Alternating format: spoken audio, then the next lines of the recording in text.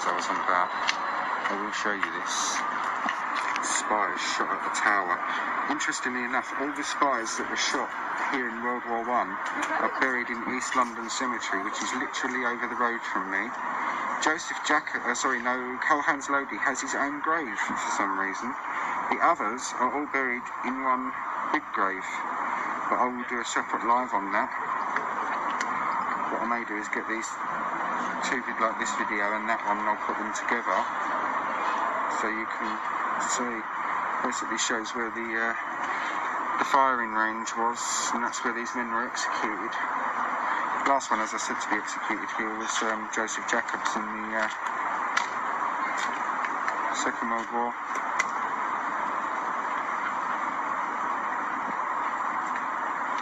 It's nice and clear, this phone.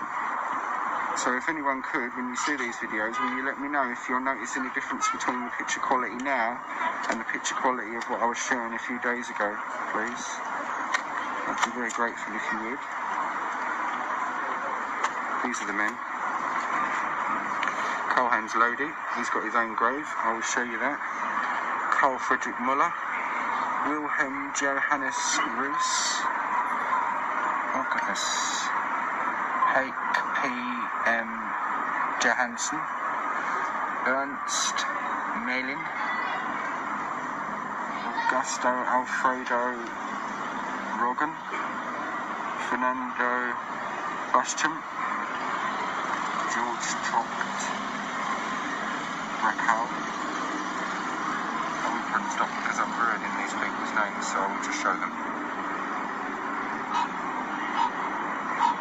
I do have German blood myself, and but translating that is a little bit difficult for me. Translating, pronouncing them properly, I mean. Whether they were enemies or not, these men were human beings and someone's son, just the same as our spies that were killed here. So yeah, I want to highlight that. Afternoon again, all ladies and gents. This is part of, if you remember when I was at the Tower of London, anyone that's watched my Tower of London live, you'll remember the spies shot at the Tower of London. This is Cole-Hans Lodi. He's the only German spy shot at the tower to have his own grave or gravestone. The others are all on another gravestone, which I'll show you in a minute. Cole-Hans Lodi, Geb, which means Geboren, which means born, 20th of the 1st, 1877, gestamped, or whatever that is, 6th of November, 1914. Yeah, he was a very brave man, this Cole-Hans Lodi. When they led him away to be executed, he held his hand out, I think it was to an officer or something, and said to him, "I don't suppose you'd shake the hand of a German man or a German spy," or something like that. And he went, "No," he went, "but I will shake the hand of a very brave man." It was either the Constable of the Tower or something like that. I saw it in one of those Tower of London programmes. So yeah, he was very brave.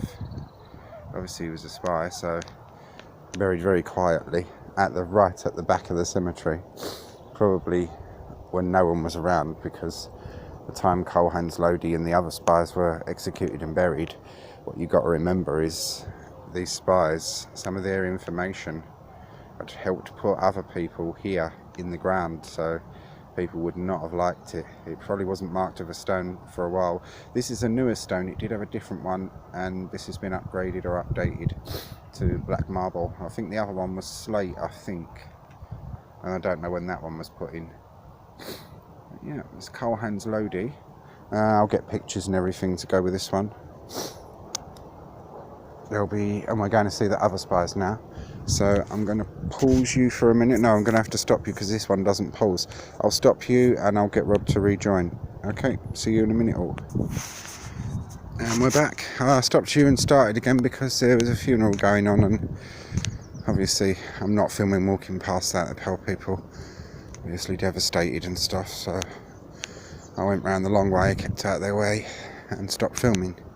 But we're back at where we were now. Going to see, this is where all the other spies are buried or mentioned.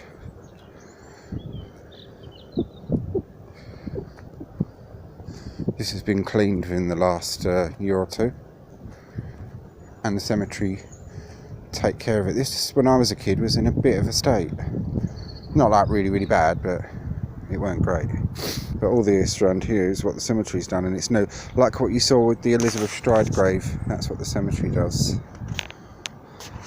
You probably ain't going to see the names because they are so faint, but I will add stuff on to the live about their names and stuff. And anyone that's interested in this, go back, I think it was just before Christmas or New Year, round about that time. Yes, Christmas, New Year time. Go back onto the page and you'll find some Tower of London stuff where we was filmed at the Tower of London,